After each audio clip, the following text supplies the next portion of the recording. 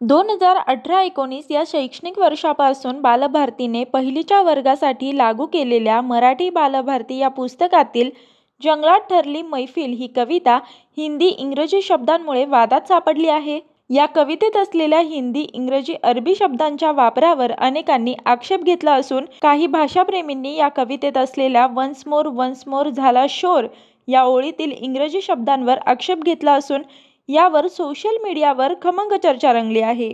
इयत्ता पहिलीच्या बालभारतीच्या मराठी पाठ्यपुस्तकातील जंगलात ठरली मैफिल ही मूळ कविता पूर्वी भावे यांची आहे। ही कविता भावे यांनी लहानपणी लिहिली असल्याचेही काही दावे सोशल मीडियावर सुरू आहेत।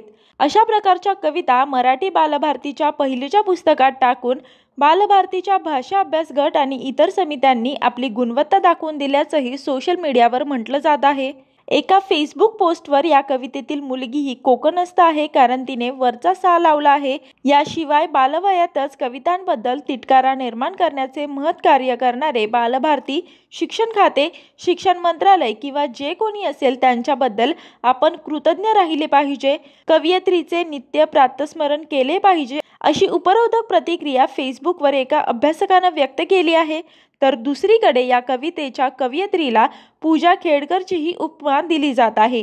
या कवितेत इंग्रजी शब्दांचा वापर केल्यामुळे निदान मराठीचा अभ्यास करताना भाषेचा तरी विचार करायला हवा होता अशी टीका निवड समितीवर करण्यात येत आहे। पहिलीच्या पुस्तकातील संबंधित कविता ही पूर्वी भावे यांची असून त्या माध्यम क्षेत्रात कार्यरत आहेत। निवेदक नृत्यांगना असलेल्या भावे यांनी ही कविता इयत्ता तिसरीला असताना स्वतः लिहिल्याचे म्हटले जात आहे। या कवितेमध्ये जंगलात जमलेल्या प्राण्यांच्या मैफिलीचे वर्णन करण्यात आले आहे। यामध्ये अस्वल, हत्ती, कोल्होबा, वाघोबा अशी प्राण्यांची नावे आहेत। मात्र कवितेच्या काही कडव्यांमध्ये हिंदी आणि इंग्रजी शब्दांचा वापर केला गेला आहे। विशेषतः कवितेतील बात, शोर व वन्स मोर या शब्दांवर आक्षेप घेतला जात आहे। ही कविता सुमार दर्जाची असून बालभारती मंडळ अशा कवितांची निवड कोणत्या निकषांवर करते असा प्रश्न काही जणांनी उपस्थित केला आहे। किमान मराठी भाषा शिकवताना तरी मराठी शब्द वापरायला हवेत अशी टीका होत आहे। सोशल मीडियावर एकूणच बालभारतीच्या पुस्तकांचा अभ्यासक्रम, त्यामध्ये निवडले जाणारे साहित्य, निवड समिती आणि त्यातील हितसंबंध या अनुषंगाने टीका होत आहे।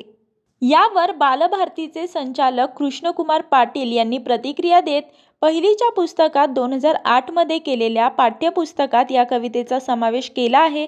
2008 पासून 2024 पर्यंत कोणत्याही भाषा किंवा विषय तज्ज्ञांनी कवितेवर आक्षेप घेतला नाही।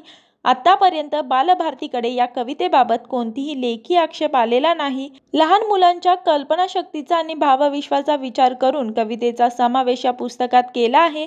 यमक जुळवण्यासाठी तो उल्लेख केला आहे, त्यात काहीही वावगे वाटत नाही अशी प्रतिक्रिया दिली आहे।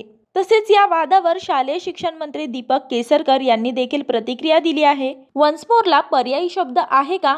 शेवटी यमक जुळवण्यासाठी एखादा इंग्रजी शब्द झाला तर त्याचा फार मोठा बाऊ केला पाहिजे असे नाही। आपण टेबल हा शब्द वापरतो, हा शब्द मराठी आहे का? मराठीत रुळलेले इंग्रजी शब्द आहेत, त्याला पर्यायी शब्द आलेले नाहीत, त्यामुळे आपण देखील थोडंसं प्रॅक्टिकल राहिलं पाहिजे अशी प्रतिक्रिया दीपक केसरकर यांनी दिली आहे। मी वर्षा काटेकर, योद्धा न्यूज, नवी मुंबई।